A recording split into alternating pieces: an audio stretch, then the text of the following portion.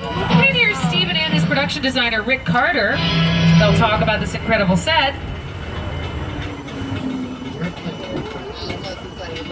Perfect example of a set that is all designed around the vision of Steven. When you first began to sit down to talk about War of the Worlds, I thought, what if the 747 goes down right in a big neighborhood? Because it's just something you don't see. You're doing good. You're doing good. Keep listening. Listen, I want you to close your eyes, okay? Let them close.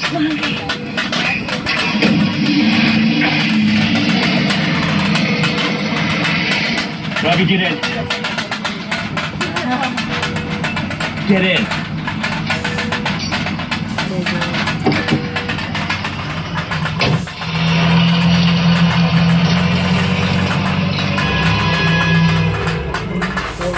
As I said, that is a real plane, a 747, and this set was initially created for War of the Worlds, but since then it has been used in other things, commercials, actually specifically insurance company commercials have filmed up here, like Farmers Insurance.